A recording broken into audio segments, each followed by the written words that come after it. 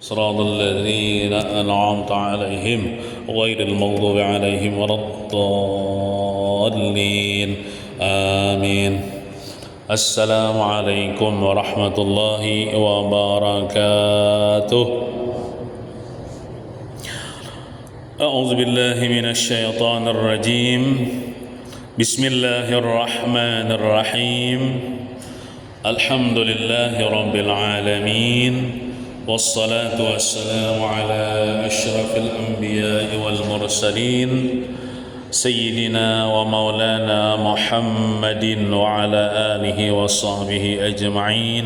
أما بعد، سبحانك لا علم لنا إلا ما علمتنا إنك أنت العليم الحكيم، وتب علينا إنك أنت التواب الرحيم، واهدنا ووفقنا إلى صراطك المستقيم، وعافنا واعف عنا برحمتك يا أرحم الراحمين. لا حول ولا قوة إلا بالله العلي العظيم. رب اشرح لي صدري ويسر لي أمري واحلل عقدة من لساني يفقه قولي. Alhamdulillah wa syukurillah. Kita wajib bersyukur kepada Allah Subhanahu wa Ta'ala yang telah mengumpulkan kita di tempat yang mulia ini untuk kita mempelajari akan ilmu Allah, ilmu yang dibawa oleh Rasulullah sallallahu alaihi wasallam. Salawat dan salam semoga senantiasa Allah sampaikan kepada junjungan kita Nabi besar Muhammad sallallahu alaihi wa ala alihi wasallam, dan juga kepada keluarga beliau, sahabat, kerabat, zuriat beliau, dan orang-orang yang mengikuti jejak langkah beliau mulai dulu, sekarang sampai hari kiamat. Marilah kita berniat i'tikaf. Bismillahirrahmanirrahim. Nawaitu an a'takifa fi hadzal masjidi sunnatan lillahi ta'ala. Halaman 201. Bismillahirrahmanirrahim. Qala al-muallif hafizahullahu ta'ala wa nafa'na bihi wa bi jami' ulumihi fid dharain amin. Ma'rifat kepada Allah Subhanahu wa ta'ala, yakni mengenal nama Allah Subhanahu wa ta'ala Al-Aliyyu atau Al-Ali. Al-Aliyyu adalah nama Allah Subhanahu wa ta'ala yang ke-37. Al-Aliyyu artinya yang maha tinggi. Sedangkan tafsirnya, penjelasannya, maksud daripada maha tinggi itu apa? Yaitu dialah Allah Subhanahu wa ta'ala yang tidak ada martabat atau derajat yang melebihi atau lebih tinggi dari martabatnya. Jadi maksud maha tinggi itu Tuhan itu yang paling tinggi sudah martabat. Misalnya Nabi kita Muhammad SAW sidin bisi martabat. Nah, sidin itu di bawah Allah Ta'ala. Nah, ya kalau Allah Ta'ala lebih tinggi, pokoknya kadedana lebih tinggi daripada Allah Subhanahu wa Ta'ala. Allah Ta'ala tuh bang nang martabatnya, derajatnya nang tinggi, melebihi siapapun. Nah, itu maksud Al-Ali. Janganlah kita memaknai maha tinggi itu dengan tinggi zatnya, seperti tingginya benda, seperti pohon atau lainnya. Amunnya kita memaham maha tinggi ya Tuhan tuh tingginya kayak tiang listrik, itu memandangkan Tuhan berbentuk ngarannya. Sedangkan Tuhan kada berupa, kada berbentuk. Nah, jangan kayak itu. Jangan memaknai Tuhan maha tinggi itu zat-zatnya tinggi seperti pohon kan tinggi, tiang listrik kan tinggi, kada kayak itu. Atau tinggi tempatnya, jangan juga dipaham tinggi tempatnya seperti di atas langit, memadahkan Tuhan bertempat pulang, asap pulang, paham gitu. atau di atas arash. Arash itu di atas pada langit. Jangan memandangkan Tuhan mana tinggi jar. Tempatnya di langit, tempatnya di arash. Nah, Tuhan kada bertempat. Tuhan kada berupa zatnya dan kada tempat. Nah, kayak itu. Etikat seperti itu, etikat itu keyakinan. Etikat seperti itu maksudnya etikat nang memadahkan Tuhan nang tinggi nang kayak pohon tinggi kan. Tuhan bagaimana di atas langit. Nah, itu berarti mendakwakan itu memadahkan Allah Subhanahu wa taala berupa benda. Sama yang memadahkan Tuhan bebenda, bebentuk. Memadahkan Tuhan rupanya tinggi nang kayak pohon tinggi, tiang listrik tinggi, tuh naranya memadahkan Tuhan bebenda, bebentuk. Nah, seperti kelompok mujassimah, seperti kelompok aliran sesat namanya kelompok mujassimah nang memadahkan Tuhan bejisim, Tuhan bebentuk, Tuhan bertangan. Nah, itu sesat itu. Jadi Tuhan itu apa? Mukhalafatuhu ta'ala lil hawadits. Maksudnya kada sama lawan makhluk.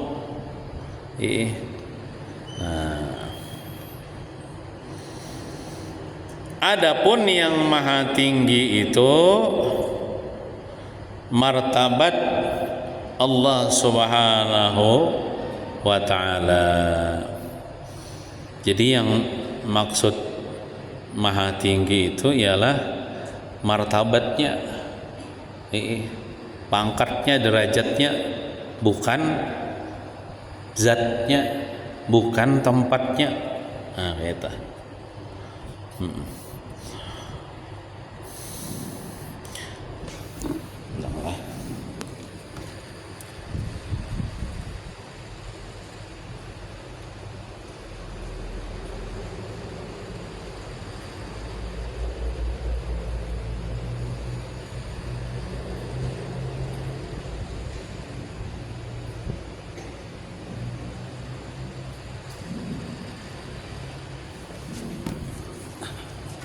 Ada catatan ulun.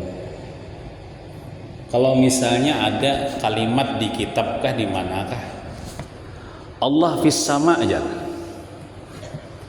itu maksudnya Allah ma'budun fis sama. Misalnya ada kalimat di kitabkah di manakah Allah fis sama aja, maksudnya Allah di langit, itu maksudnya ma'budun, Allah ma'budun fis sama, Allah disembah di langit. Siapa yang menyembah di langit? Bukan malaikat kan bagaimana di langit. Nah, itu bukan Allah Ta'ala bagaimana di langit, tapi orang-orang yang di langit menyembah Allah. Kita ma'budun bis sama, Allah bis sama. Kalau misalnya dia tetamu di manakah, atau kalimatnya di kitabkah di manakah, atau misalnya orangkah bepandir kita, jangan kita memaham Allah bagaimana di langit, tapi Allah ma'budun bis sama, Allah disembah di langit, itu maksudnya. Bukan Allah bagaimana di langit. Siapa yang menyembah Allah di langit? Bukan penduduk langit kan, bukan malaikat. Ma'budun bis sama, ma'budun fil ardi, Allah disembah di langit, Allah disembah di bumi. Nah, itu maksudnya. Untuk lebih memahami maksud dari maha tinggi ini, yaitu bahwa sesuatu itu ada yang namanya musabbab. Ini supaya sedikit memahamakan nih. Tapi insyaallah kita pahamnya tadi, ini supaya lebih memahamkan lagi. Untuk lebih memahami maksud dari maha tinggi ini, yaitu bahwa sesuatu itu ada yang dinamakan musabbab, ada yang dinamakan sebab, dan ada juga yang dinamakan musabbib lah, musabbib. Contohnya Jasidin, yaitu rasa kenyang. Kenyang itu Jasidin adalah musabbab. ngarannya. Nah, sedangkan makan adalah sebab, dan yang menjadikan rasa kenyang adalah musabbib. Musabbib itu ya Allah Ta'ala. Nah, kan kita makan, kita makan. Lalu apa namanya? Timbul kenyang ya kalau kenyang. Nah, kita makan tuh namanya sebab. Lalu sesuatu yang ditimbulkan gara-gara sebab tuh namanya musabbab, yaitu kenyang. Sebab makan lalu kenyang. Nah, siapa yang maulah kenyang itu? Sebabkah? Lain, tapi musabbib, yaitu Allah Subhanahu wa Ta'ala. Nah, di antara tiga itu, yaitu musabbab, sebab, dan musabbib, yang paling tinggi tentu musabbib. Yang paling tinggi itu musabbib, yaitu Allah, atau yang menjadikan rasa kenyang. Yang menjadikan rasa kenyang itu kan Allah. Nah, demikian ini adalah martabat namanya. Dan yang menjadikan rasa kenyang itu adalah Allah Subhanahu wa Ta'ala yang maha tinggi, dalam kurung al-aliyu, supaya makan aja nyata ya Allah Ta'ala yang membuat sesuatu itu yang maha tinggi, bukan makanan ya Allah. Makanan itu rendah aja, apa hasil daripada makanan kenyang itu rendah aja, itu supaya memahamakan aja,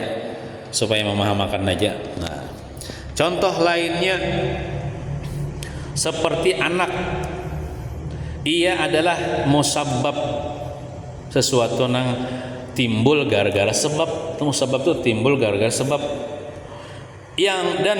Dan kedua orang tua adalah merupakan sebab.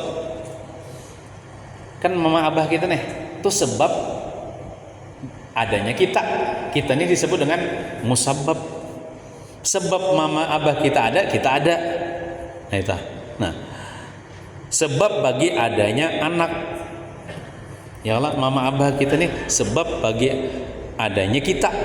Nah, sedangkan yang menciptakan anak dan menciptakan orang tua mama kita adalah musabbib, yaitu Allah Ta'ala.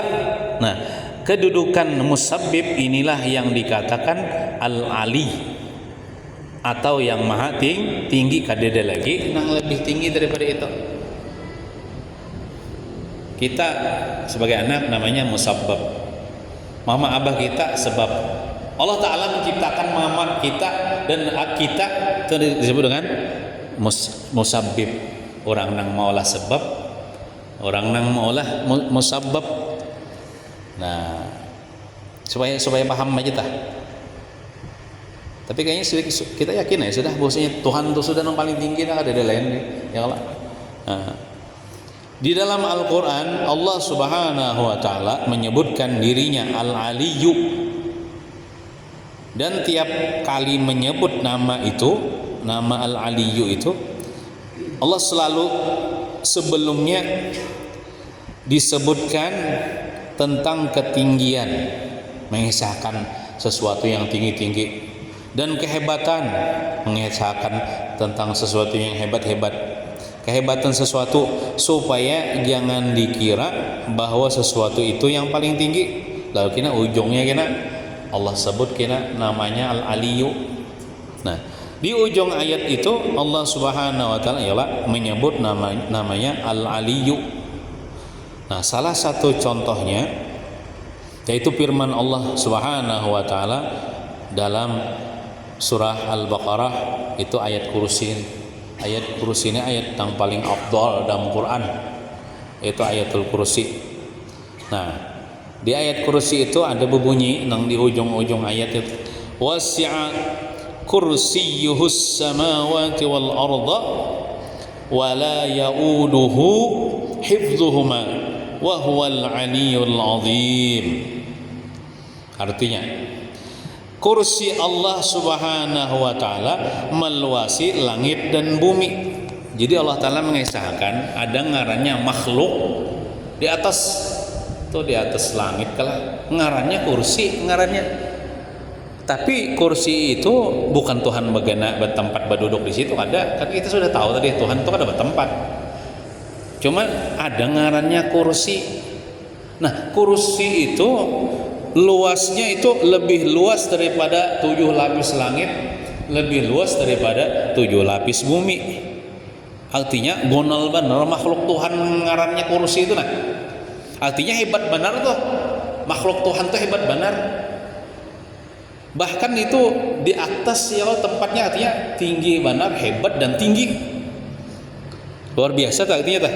Nah, dan tidak ada yang memberatkan Allah Subhanahu wa taala untuk memelihara keduanya. Bagi Allah menjaga kursi, memelihara kursi itu gampang aja, kada berat. Kan Allah Maha Kuasa. Mun gaya kita jangan. Nah, kursi itu ya, nah disahan kayak ini sejam. Uyuh sudah kita duduk di kursi aja kesingkal sudah pinggang. Kita nih. Itu kita. Men Allah taala itu memelihara kursi, tidak memberatkan Allah untuk memelihara keduanya. Keduanya itu keduanya langit dan bumi kalau kita masuk aja juga kursi ya Allah. Nah, artinya gampang aja bagi Allah Ta'ala memelihara nang alam semesta ini, termasuk langit dan bumi, termasuk kursi, termasuk arash.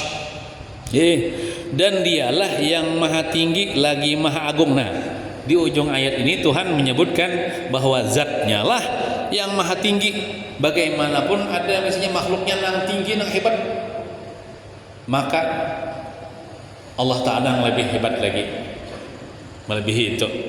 Maha tinggi lagi maha agung. Dalam Al-Quran Allah Subhanahu wa ta'ala juga membicarakan martabat manusia. Ada yang menjadi pemimpin, ada juga yang jadi rakyat. Dan pemimpin itu kan yang lebih tinggi derajatnya dibandingkan rakyat kelak. Nah, ada orang tua dan ada anak. Orang tualah yang lebih tinggi derajatnya dibanding anak. Ada lagi istri, juga ada suami ya kelak. Dan suami yang punya kedudukan yang lebih tinggi daripada istri. Nah, walaupun menurut syariat lah kita sebagai suami nih lebih tinggi martabatnya dari istri, tapi kita sebagai suami nih kada boleh juga hati kita merasa lebih mulia, lebih tinggi daripada istri. Tapi hendaklah kita ini merasa paling hina, paling rendah, itu ngarannya tawadhu. Dan siapa yang tawadhu diangkat Tuhan derajatnya. Walaupun Allah menyebutkan martabat lalakian itu lebih tinggi daripada martabat bebinian, tapi kita sebagai seorang laki-laki, suami, kada boleh juga merasa lebih tinggi daripada istri kita, merasa lebih hebat daripada istri kita.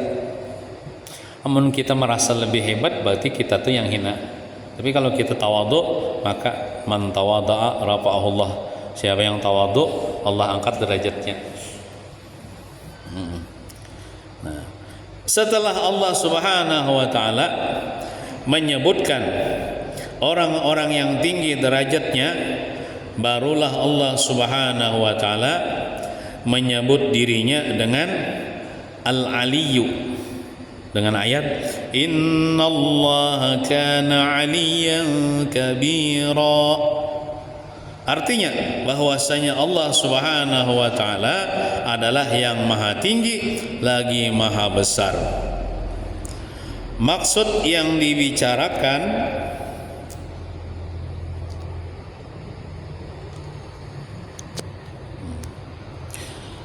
dari ayat ini yaitu bahwasanya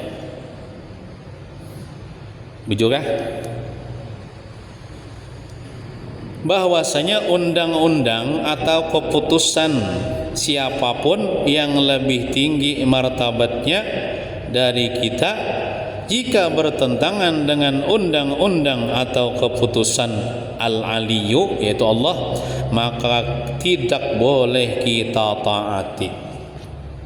Tidak boleh kita taati. Misalnya kita sebagai rakyat biasa, rakyat jelata, kemudian di atas kita ada pemimpin kita, anggaplah presiden dan para menterinya.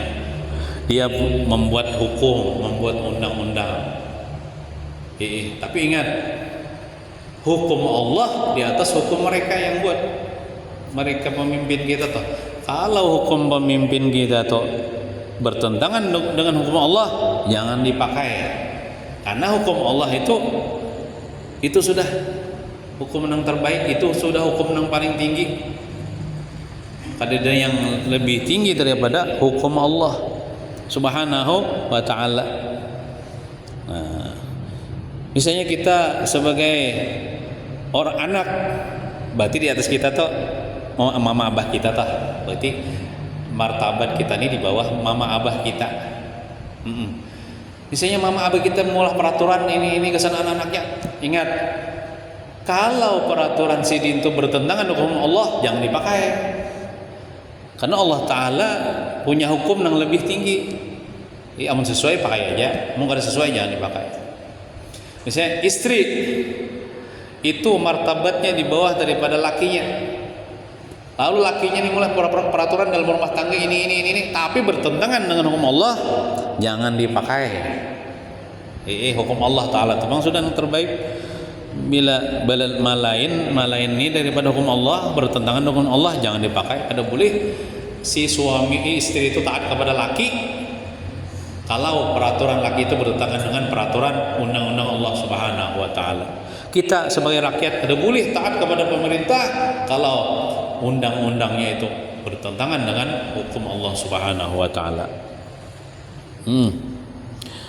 Adapun keputusan orang yang lebih tinggi derajatnya, baik pemimpin atau dari orang tua ataupun suami terhadap istrinya, jika bertentangan dengan keputusan Allah Subhanahu wa ta'ala, tidak boleh ditaati. Firman Allah Subhanahu wa ta'ala dalam surah An-Nisa yang artinya, dan perempuan-perempuan yang kamu khawatir nusyuznya, durhakanya, misalnya nih suami melihat misalnya ada kelakuan istrinya nih yang menunjukkan istrinya ini durhaka. Nah, kayak apa tuh? Jar Quran, maka nasihatilah. Itu petunjuk Quran tuh. Petunjuk Quran tuh hukum Allah tuh. Nah, jadi cara menghadapi istri-istri yang ada tanda-tanda kedurhakaan kepada laki itu pakai hukum Allah, jangan memakai hukum hawa nafsu. Hukum hawa nafsu apa? Melihat bini-bina kada tapi mahirani basalingkoh. Nah, hawa nafsu itu dinasihati di Al-Quran, maka nasihatilah mereka. Menasihatinya pun dengan lemah lembut.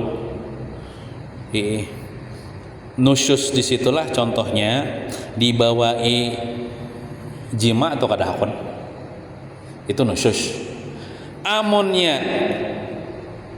rumah bahamburan lalu disuruh laki basi simpun kadahakon inya, itu kada durhaka, karena itu bukan kewajibannya.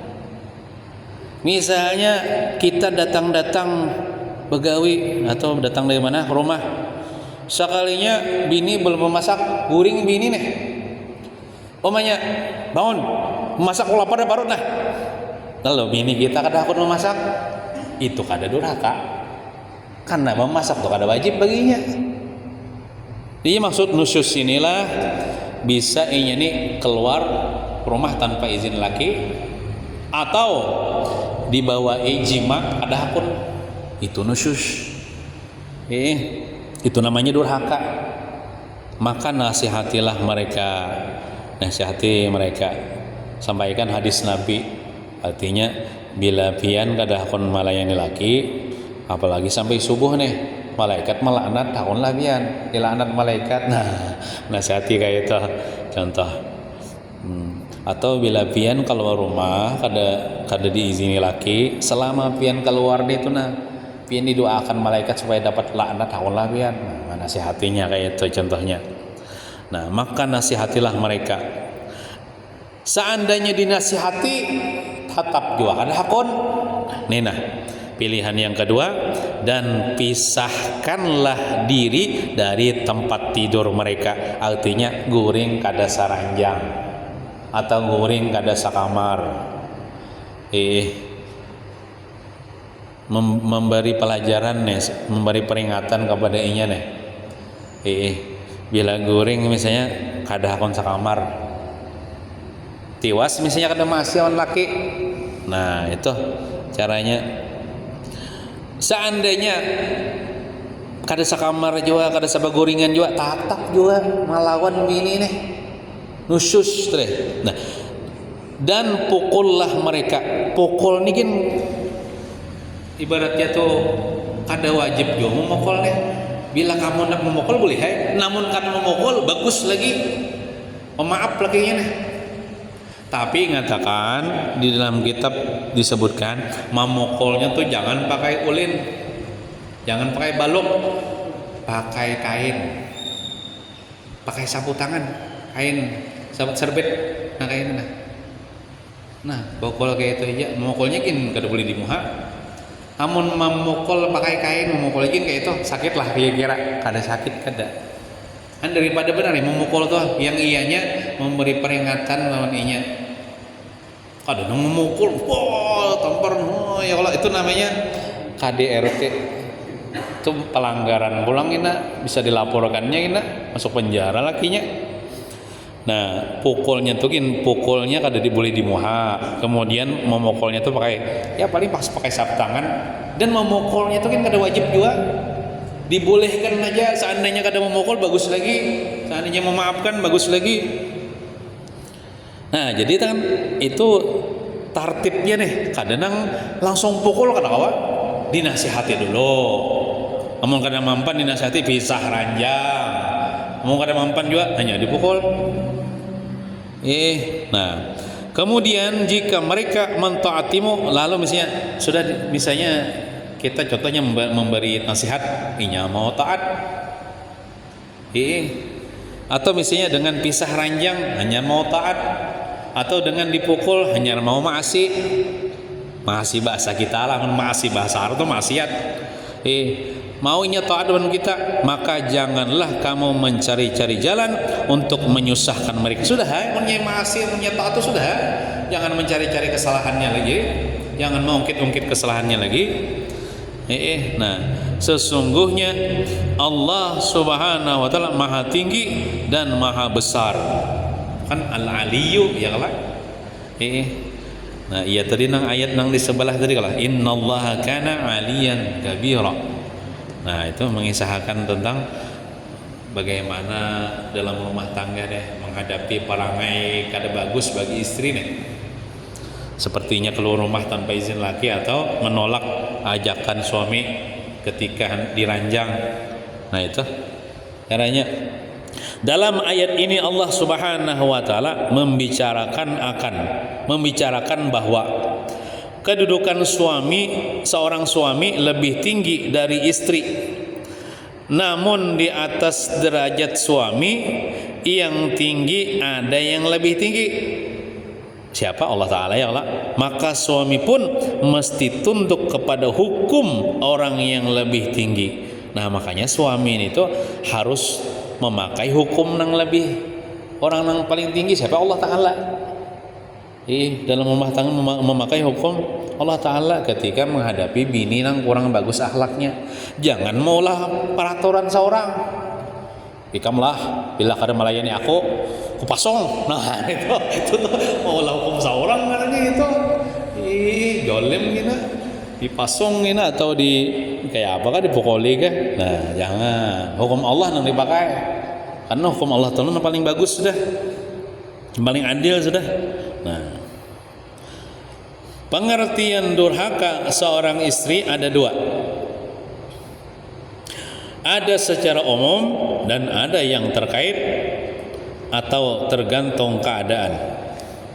Contoh yang umum seperti seorang istri yang keluar rumah tanpa seizin suami, maka istri dikatakan durhaka. Nah itu bila bini lah berjalanan kada beizin sama laki, bepadah aja, mun bepadah aja mun kada diizini, karena kawan juga abahnya apanya? Kalau hendak berjalanan lah bepadah kayak itu aja, tapi abahnya merangut, tandanya kada setuju. Orang dulu dapat izin dulu, ulin izinakan aja, nah tapi mun kada ulin izinakan, nah ada boleh, itu durhaka bini itu. Nah, baik suami itu mampu mencukupi kebutuhan istri atau tidak. Suami itu tuh orangnya mencukupikah, memberi nafkah kepada istri, atau sedikit saja kan memberi nafkah, ada cukup kah istri dengan nafkah apa suami itu? Tetap aja juga bila bini kalau rumah itu jangan dijadikan alasan ini lakiku bang jarang memberi duit sedikitannya aja, jadi aku berjalan aja. Nah karena awat bila kada diizin laki tetap ada boleh.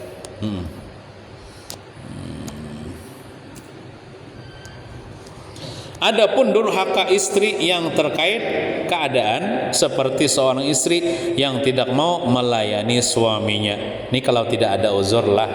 Amuninya ada uzur seperti haid, nah ada boleh ini tuh dipaksa. Orang haid, orang nifas dipaksa lakinya untuk melayani udah boleh, haram.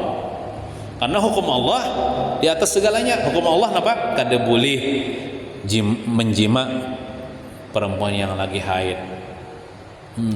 Atau misalnya inya garing misalnya, itu kan ada uzur.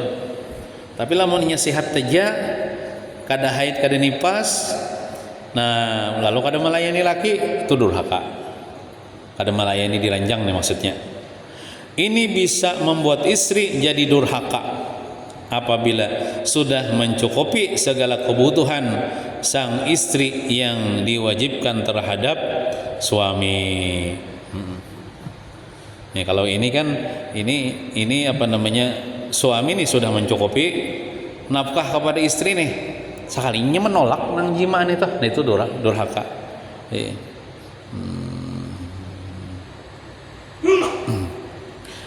Dan jika suami belum melaksanakan kewajiban untuk mencukupi istrinya dan istri tidak mau melayaninya atau pelayanan, maka dia tidak dinamakan durhaka.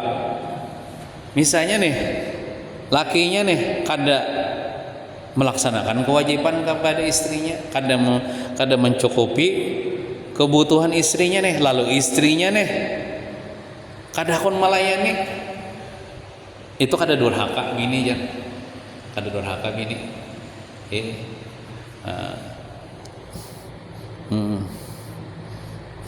Hendak nitunya aja lakian ini menafkahi kada, misalnya betang menunaikan hak kepada bini kada, tapi hendak nitunya aja bini itu bila menolak ini kada durhaka, tapi kalau laki ini sudah melaksanakan hak-hak istri seperti nafkah dan lain sebagainya cukup sudah, bini menolak nang dibawa keranjang bah, nah itu bini itu durhaka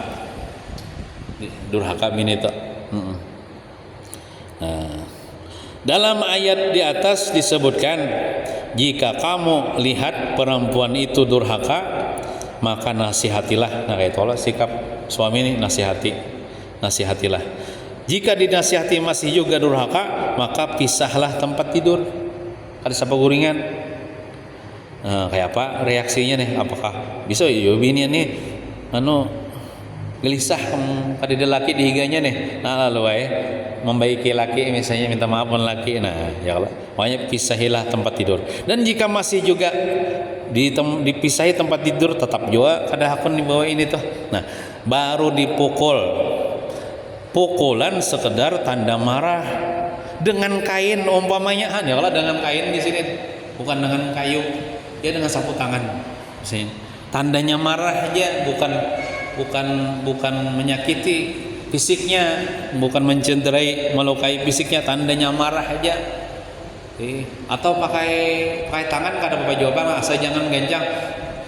Wah, saya gitu. oh sadik benar loh misalnya tah. Iya pakai tangan, tapi jangan gancang. Jangan gancang. Nah, lah. Maka jika mereka sudah taat, jangan lagi mencari-cari kesalahan untuk menyulitkannya. Sudah inya maasi aja lawan seorang gara-gara kita peringatkan kita. Sudah selesai sudah. Jangan lagi mencari hal gitu nah. Jangan lagi mengungkit-ungkit kesalahannya. Nah, di sini Allah Subhanahu wa taala memberi peringatan bahwa suami tidak bisa berbuat sekehendaknya sekalipun diberi Allah Subhanahu wa taala kedudukan derajat yang lebih tinggi daripada istrinya lah. Namun ia harus tunduk kepada yang maha tinggi. Nah, ya kalau jangan inya sakahandak maulah peraturan seorang tuh deh. Bila bini durhaka dipasung atau dikurung dalam kamar 3 hari karena diberi makan nih, nggak boleh itu. Jadi walaupun suami itu lebih tinggi martabatnya daripada istri, tetapnya memakai hukum ng orang yang paling tinggi lagi, yaitu Allah hukum Allah Subhanahu wa taala. Allah Subhanahu wa taala maha tinggi dan maha besar. Tidak ada satu martabat pun yang lebih tinggi dari martabat Allah Subhanahu wa taala, karena dialah yang musabbib satu-satunya. Walaupun tadi ada makan, ya Allah, jika tidak ada yang mensebabkan untuk kenyang, tentu sebab dalam kurung makan itu tidak ada artinya. Ya Allah, kita tuh makan, imbah makan nih, amun Tuhan kada menciptakan kenyang, kada kenyang kita. Ya Allah, kada ada gunanya makan itu. Jadi ketika kita makan lalu kita kenyang, ingatakan nang manganya kata Allah, bukan makanan. Ya Allah, karena sebab itu kada memberi bekas. Nah, tingginya derajat menunjukkan tinggi hukum dan keputusannya. Maka tidak berarti kedudukan atau derajat seorang pemimpin atau suami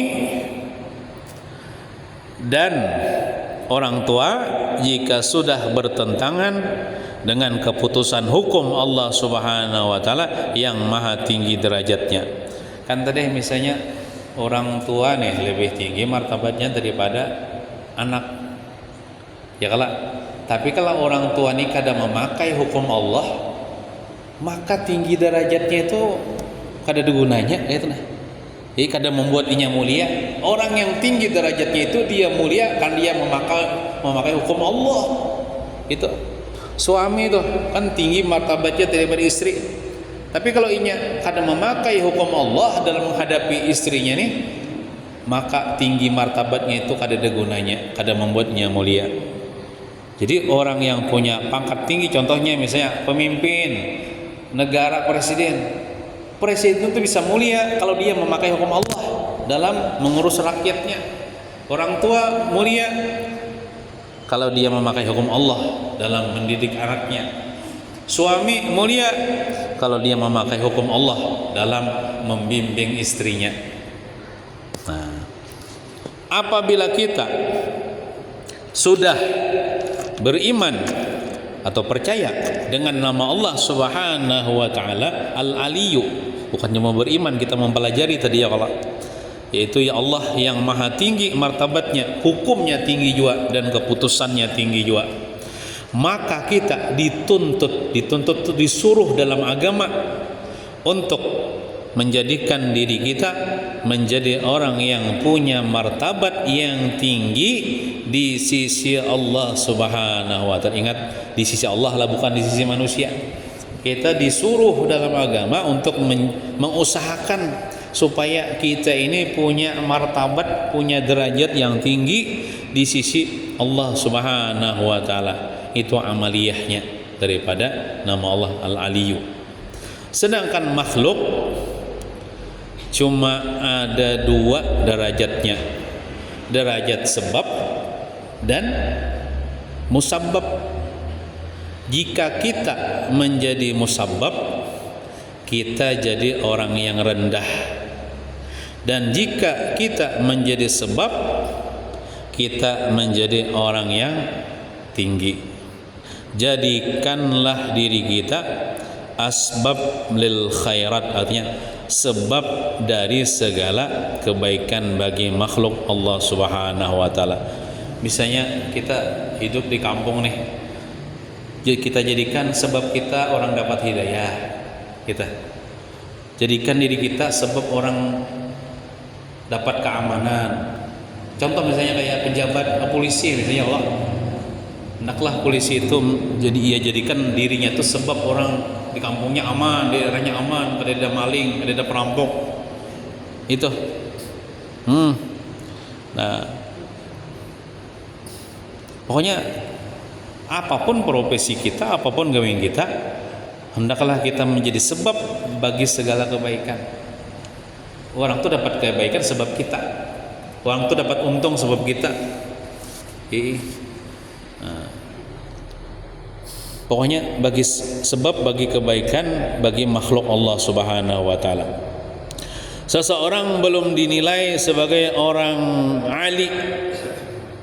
Ali itu kan tinggi ya Allah. Meskipun pandai membaca kitab-kitab, selama belum menjadi orang yang tinggi di sisi Allah Subhanahu wa taala. Misalnya ada nih orang nih harap bener baca kitab kuning, kitab gundul, pokoknya kitab apa aja pintarnya membaca, pintar memahami. Inya itu belum menjadi tinggi lagi, amun kada tinggi di sisi Allah Subhanahu wa taala. Orang yang mampu menjadikan dirinya sebagai sebab untuk alimnya seseorang, maka ia akan mendapatkan kedudukan derajat yang tinggi di sisi Allah Subhanahu wa taala. Contohnya lah mama abah kita toh nang menyekolahkan kita toh, nang sampai saat ini kita nih sebab mama abah kita nih dapat ilmu agama, kita nih dapat petunjuk, bisa membaca kitab, bisa memahami ilmu agama. Berarti mama abah kita tuh yang lebih tinggi daripada kita. Walaupun mama abah kita kada bisa membaca kitab, mungkin mama abah kita madrasah aja bahari sekolah, mungkin kita sampai aliyah. Nah, kita belum tentu lagi lawan anak kita nih mendidik sebagaimana mama kita mendidik kita. Jadi mama abah kita tuh nang tinggi derajatnya di sisi Allah Subhanahu dibandingkan kita. Karena sebab mama abah kita lalu kita alim. Walaupun mama abah kita kada alim, walaupun mama abah kita cuman sebab sidin menyekolahkan kita, mengongkosi kita, mendidik kita. Seorang ahli ibadah tidak bisa dikatakan orang yang tinggi di sisi Allah Subhanahu wa taala jika ia belum mampu menjadikan dirinya sebagai sebab bagi orang lain untuk beribadah. Amoninya beribadah sorangan aja, itu belum tinggi lagi di sisi Allah. Yang tinggi di sisi Allah taala tuh dirinya tuh menjadi sebab orang nang si katanya empat juga ibadah, babawaan. Makanya kita dalam kebaikan ini kan disuruh babawaan, ngaji ilmu babawaan, ya majelis taklim babawaan, beribadah babawaan, supaya kita nih menjadi sebab orang dapat hidayah, dapat kebaikan. Nah itu yang tinggi di sisi Allah taala tuh. Nah, sabda Rasulullah sallallahu alaihi wasallam, man da'a ila hudan kanat lahu minal ajri mislu ujuri man tabi'ahu min ghairi ayyan qusa min ujurihim syai'an. Artinya barang siapa menyeru kepada kebenaran, membawai orang supaya dapat kebaikan atau supaya menuju kepada kebenaran, ia nang menyeru tuh mendapat pahala juga, pahala orang yang mengikutinya tanpa mengurangi pahala mereka sedikit pun. Misalnya kita ya kalau tolendak tolak pengajian nih, lalu kita bawa, kita cari kawan kita 5 ekong misalnya, nah kita bawa walaupun dengan keluar duit batkah tolak pengajian kita kok kupahi nyawa, nah lalu 5 ekong, nah buat pengajian 5 ekong, nah kita dapat fotokopian pahala orang nang 5 ekong itu, nang 5 ekong tuh kan dikurangi pahalanya tetap juga itu ya, pahala tuh kada berkurang malah bertambah. Nah kayak itu juga mama kita nih, sebab mama abah kita mendidik kita, melajari kita, lalu kita beramal ibadah, nuntut ilmu, mama abah kita dapat juga fotokopian pahalanya tanpa dikurangi pahala amal ibadah kita. Nah jadi kan itu kan artinya sebab orang dapat kebaikan, sebab orang dapat petunjuk, dapat pahala. Mengajak 1000 orang satu kebaikan, nah, mengajak 1000 orang satu kebaikan, baik amalan seperti membaca Qul huwallahu ahad dan lainnya, kita akan mendapat pahala 1000 orang tanpa kurang sedikit pun. Misalnya kita lah sorangan aja dan membaca Bismillahirrahmanirrahim, Qul huwallahu ahad, Allahus samad, lam yalid wa lam yulad wa lam yakul lahu kufuwan ahad. Kita dapat pahala Allah tah. Tapi lamun kita besaruan misalnya, besaruan malam ini bertahlilan di rumah kau misalnya, ya Allah. Nah lalu berapa nang datang? Anggaplah 1000 datang, lalu membaca tahlil, membaca Qul huwallahu ahad, kita nang membawa ini nah, kita nang manyaru ini nah, dapat 1000 orang membaca Quran, baca zikir itu tanpa dikurangi pahala orang itu. Pokoknya kebaikan apapun, bila kita berbawaan bagus gitu. Cuman kita udah boleh memaksa ya, kalau mun orang hakon alhamdulillah, mun kada hakon tuh kada sekadar mengajak aja tah. Nah, atau jika seseorang muslim mempunyai hajat, si ada orang Islam perlu kepada kita, aku ada hajat tunikam jah. Kemudian dengan sebab kita hajat muslim itu kabul, kita kabulakan hajat sidin. Ini apakah misalnya hajat sidin? Contoh misalnya ada tetangga, contoh aja banglah, aku udah bisa aja memasang selang kompor ke kompor gas, ketakutan ya aja misalnya. Kita ahli misalnya, nah, kita kabulkan hajat sidin, kita pasangkan, nah itu dapat pahala juga.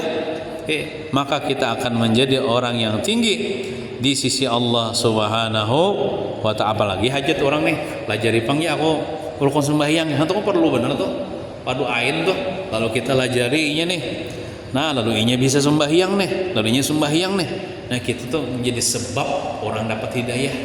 Nah kita itu menjadi orang yang tinggi pangkatnya di sisi Allah Subhanahu. Itu amaliyahnya, amaliyah al-ali nih. Hendaklah kita menjadi sebab orang dapat kebaikan gitu ya. Baik itu melajari ilmu, membantu orang menjadi relawan kah? Ya Allah, apakah supaya orang dapat kebaikan tadi? Jangan kita membantu orang maksiat. Ini kebaikan-kebaikan aja. Nah, itu sebab kita orang dapat petunjuk, dapat hidayah, dapat kebaikan, dapat duit ya Allah, dapat kenyang dan lain sebagainya, dapat pekerjaan misalnya. Nah, maka kita itu tinggi di sisi Allah, kita diberi pangkat yang tinggi di sisi Allah Subhanahu wa ta'ala. Mudahan kita seberatan kaum mengamalkan, mudahan kita menjadi sebab orang dapat kebaikan, terutama dulu sebab anak kita, bini kita di rumah nih dapat kebaikan. Nah, mudah-mudahan kita seberatan selamat dunia wal akhirah. Amin ya rabbal alamin. Wa sallallahu ala sayyidina Muhammadin wa ala alihi wa sahbihi wasallam. Walhamdulillahi rabbil alamin. Nas'aluka ya man huwa Allah